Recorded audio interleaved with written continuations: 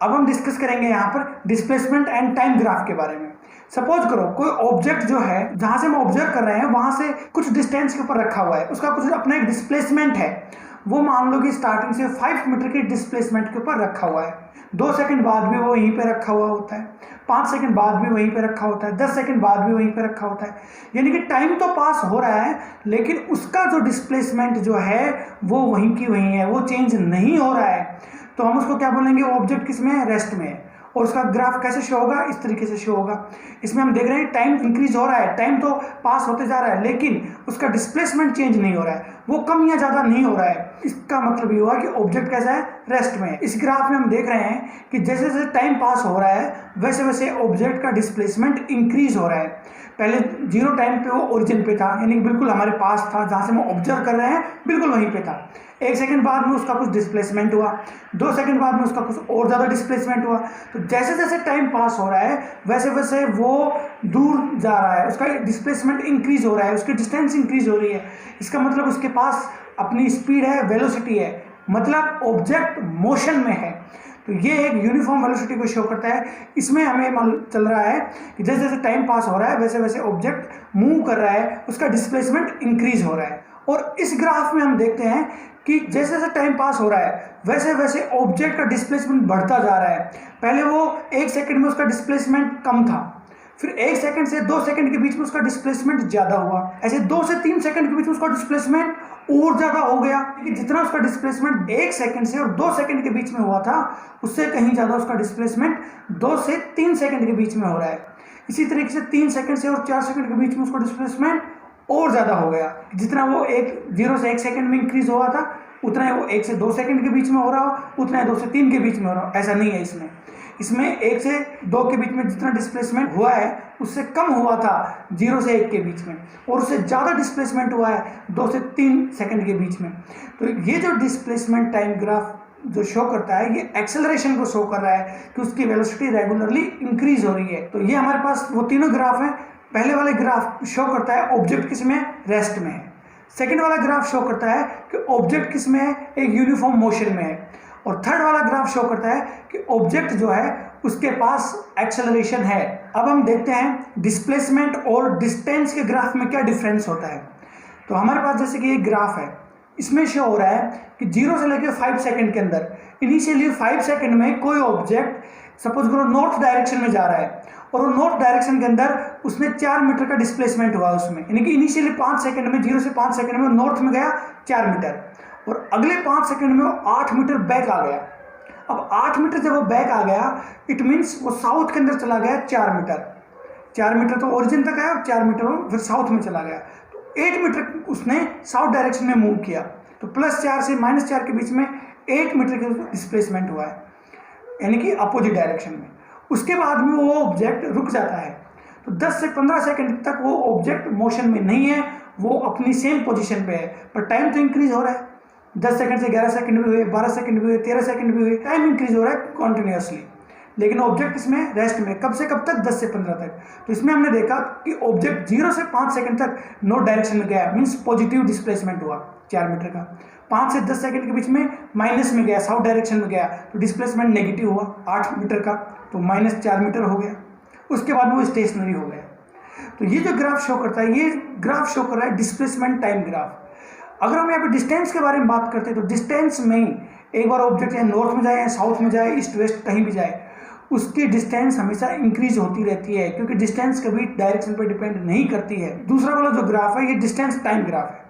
इसमें 0 से 5 सेकंड में इनिशियली 5 सेकंड के अंदर ऑब्जेक्ट 4 मीटर की डिस्टेंस मूव करता है और बाद में 5 से 10 सेकंड के बीच में 8 मीटर की डिस्टेंस मूव कर रहा है। तो टोटल डिस्टेंस कितनी हो गई, 12 मीटर। तो इनिशियली 10 सेकंड में उसने कितना मूव किया, 12 मीटर, और उसके बाद में वो स्टेशनरी हो गया। तो 10 to 15 सेकंड के बीच में वो 12 मीटर के ही डिस्टेंस शो करेगा, उसके बाद में मूव नहीं कर रहा। यानी कि डिस्टेंस टाइम ग्राफ के अंदर एक बार जो डिस्टेंस कवर हो गई है उसके बाद में जो ग्राफ है वो नीचे नहीं आता, या तो वो बढ़ेगा या वो वहीं पे रुक जाएगा। लेकिन डिस्प्लेसमेंट टाइम ग्राफ के अंदर जो ग्राफ जो है वो नीचे भी आ सकता है। तो ये अंतर होता है डिस्प्लेसमेंट और डिस्टेंस टाइम ग्राफ के अंदर। अब हमारे पास जैसे कि कुछ ग्राफ्स हैं, इसमें पहले वाले ग्राफ में शो हो रहा है कि ऑब्जेक्ट स्टार्टिंग में कुछ डिस्टेंस के ऊपर रखा हुआ था, जैसे जैसे टाइम इंक्रीज होने लगा 0 to 1 second, 2 second, 3 second, object के जो डिस्प्लेसमेंट है वो भी इंक्रीज हो रहा था, यानी उसकी जो डिस्टेंस है वो भी इंक्रीज हो रही थी। मीन्स ऑब्जेक्ट के पास मोशन है, वो रेस्ट में नहीं है। जबकि जो सेकंड वाला जो ग्राफ है ये शो करता है कि ऑब्जेक्ट रेस्ट में है, क्योंकि टाइम तो इंक्रीज हो रहा है लेकिन उसकी डिस्टेंस या डिस्प्लेसमेंट में कोई चेंज नहीं हो रहा है, वो वहीं पे है। इसमें ऑब्जेक्ट किसमें है? रेस्ट में है। और थर्ड वाला जो ग्राफ है ये शो कर रहा है एक्सेलरेशन। यहाँ पे टाइम के साथ ऑब्जेक्ट मूव तो हो रहा है लेकिन उसकी हर एक सेकंड में उसका जो डिस्प्लेसमेंट है, जो डिस्टेंस कवर कर रहा है वो इंक्रीज होता जा रहा है। पहले 1 सेकंड में कुछ डिस्टेंस कवर की, अगले में उससे ज़्यादा की, अगले 1 सेकंड में उससे ज़्यादा डिस्टेंस कवर की, तो उसमें क्या है? एक्सेलरेशन है। तो ये एक्सेलरेशन का ग्राफ। इसी तरीके से नेक्स्ट जो ग्राफ है ये शो करता है यूनिफॉर्म वेलोसिटी, जैसे कि फर्स्ट वाला शो कर रहा था। बस उसमें क्या था कि स्टार्टिंग के अंदर ऑब्जेक्ट कुछ इनिशियली डिस्टेंस के ऊपर रखा हुआ था, इसमें ऐसा नहीं है, वो ओरिजिन पे रखा हुआ है, बाकी सेम टू सेम है। इसमें भी टाइम के साथ ऑब्जेक्ट किसमें है? मोशन में है, हर एक सेकंड के अंदर उसमें कुछ डिस्प्लेसमेंट हो रहा है। तो ये तो थे डिस्टेंस टाइम ग्राफ और डिस्प्लेसमेंट टाइम ग्राफ। अब हम बात करते हैं स्पीड टाइम ग्राफ के बारे में, या फिर बोल सकते हो वेलोसिटी टाइम ग्राफ के बारे में।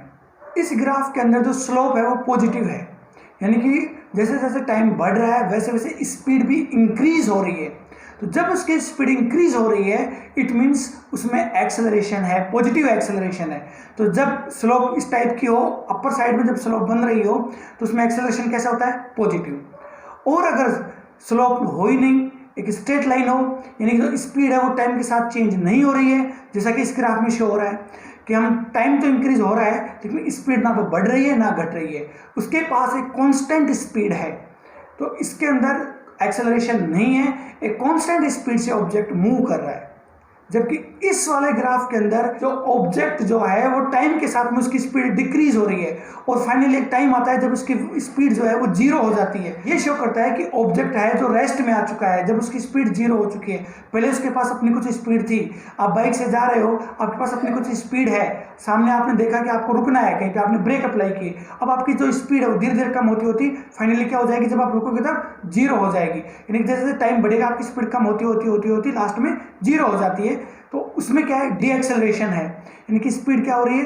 कम हो रही है। एक्सेलरेशन कैसा है? नेगेटिव है। तो जब स्लोप इस टाइप की हो it means there is a negative acceleration, और we can say that there is deceleration, और we can say that object is slowing down. तो जो स्लोप होती है वो ये शो करती है कि ऑब्जेक्ट की जो स्पीड है वो कितनी है। अगर स्लोप ज़्यादा होगी इट मीन्स ऑब्जेक्ट की स्पीड ज़्यादा है या उसकी वेलोसिटी ज़्यादा है, और अगर स्लोप कम होगी इट मीन्स उसकी वेलोसिटी या स्पीड क्या है? कम है। इस ग्राफ में हमारे पास दो ऑब्जेक्ट की अलग अलग स्पीड दी हुई है, ए और बी की। तो जो बी का जो स्लोप है वो टाइम के साथ 60 डिग्री बना रहा है और ए का जो स्लोप है वो 30 डिग्री बना रहा है। तो ज़्यादा स्लोप किसका है? सिंपल सी बात है, बी का है। बी का कितना है? 60 डिग्री। तो बी की जो एक्सेलरेशन है वो ज़्यादा है, बी की जो स्पीड है वो ज़्यादा है ए के कंपैरिजन में। आप यहाँ पे देख सकते हो कि किसी भी टाइम के ऊपर ए की स्पीड से हमेशा ज़्यादा स्पीड मिलेगी, किसकी? बी की। फिर उसका स्लोप क्या है? ज़्यादा है। उसका एंगल कितना बन रहा है? 60 डिग्री का बन रहा है। इट मीन्स उसकी स्लोप ज़्यादा है, मीन्स उसका स्पीड ए के कंपेरिजन में ज़्यादा है। ठीक इसी तरीके से हमारे पास यहाँ पे 3 ऑब्जेक्ट दे रखे हैं, ए, बी एंड सी। तो यहाँ पे ए में एक्सेलरेशन सबसे ज़्यादा है, बी में उससे कम है, सी में उससे कम है। और किसी भी टाइम पे अगर आप उसकी स्पीड चेक करना चाहोगे तो आप देखोगे यहाँ पे ए की स्पीड उस टाइम पे सबसे ज़्यादा मिलेगी, बी की उससे कम और सी की उससे भी कम। तो जो स्लोप होती हैं ये शो करती हैं स्पीड और टाइम ग्राफ में एक्सेलरेशन को, और डिस्टेंस या डिस्प्लेसमेंट टाइम ग्राफ के अंदर शो करती हैं वेलोसिटी या स्पीड को। Now we will discuss about equation of motion using graphical method. जो वेलोसिटी का फॉर्मूला होता है डिस्प्लेसमेंट अपॉन टाइम, और अगर हम टाइम को इस साइड में लेके आ जाएंगे वेलोसिटी की तरफ तो हो जाएगा velocity multiply by time is equals to displacement. और जब हम एक वेलोसिटी टाइम ग्राफ बनाते हैं, वाई एक्सिस है उसकी वो शो करेगी वेलोसिटी, और जो उसकी हॉरिजॉन्टल एक्सिस है वो शो करती है टाइम। अगर कोई ऑब्जेक्ट या कांस्टेंट वेलोसिटी से मूव कर रहा है तो वो कितना एरिया कवर कर रहा है। तो ये एक रेक्टेंगल बन गया, इसमें जो उसकी वर्टिकल एक्सिस है वो शो कर रही है उसकी वेलोसिटी, और जो हॉरिजॉन्टल एक्सिस है वो टाइम, और इन दोनों का मल्टीप्लाई करेंगे तो उसका एरिया आ जाएगा यहाँ पे हमारे पास इस ग्राफ के अंदर। और अगर हम फॉर्मूले से बात करें तो displacement is equals to velocity into time, यानी कि डिस्प्लेसमेंट भी क्या होता है? Velocity into time. और अगर ग्राफ में देखें तो वेलोसिटी इनटू टाइम उसका क्या है? एरिया है। तो यानी कि जो एरिया कवर होता है वो एरिया डिस्प्लेसमेंट को शो करता है। तो हम इस ग्राफ में देख रहे हैं कि कोई ऑब्जेक्ट की इनिशियल वेलोसिटी u थी और बाद में t टाइम के बाद में उसकी वेलोसिटी बन गई v, सिंपल सी बात, उसमें एक्सेलरेशन रहा होगा, उसकी वेलोसिटी u से v बन गई है t टाइम के अंदर। तो यहाँ पे हम इसका एरिया कैलकुलेट कर लेंगे and that area show the displacement. So ये क्या बन गया हमारे पास, एक ट्रेपेजियम बन गया। इसकी दो साइड पैरेलल हैं, जो वर्टिकल साइड है u और v वाली जो साइड है वो पैरेलल है, और जो t है वो इनके बीच में एक परपेंडिकुलर डिस्टेंस शो कर रहा है। तो what is the area of a trapezium, 1/2 multiply sum of parallel sides multiply distance between the parallel sides. So the area of trapezium is equals to 1/2 u plus v multiply t. Area बन गया। So simply we can say that displacement is equals to u into v upon 2 multiply by t. यहाँ पे हम v की value put कर देते हैं। So v is equals to u plus 80।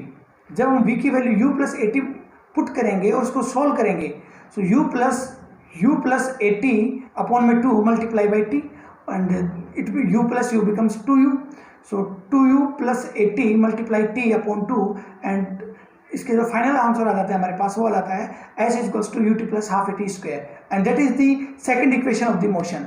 Simply अगर हम इसी इक्वेशन के अंदर हम v के बजाय t की वैल्यू पुट कर देते हैं यहाँ पे, so what is t, v is equals to u plus 80, so v minus u upon a is equals to t. ये वैल्यू अगर हम यहाँ पे पुट कर देंगे t की जगह पर, तो हमारे पास third equation of the motion आ जाएगी and that is this. These are the graphical method of the motion. So now like, share and subscribe my video, and if you want my notes then tell me in comment section. See you in the next lecture.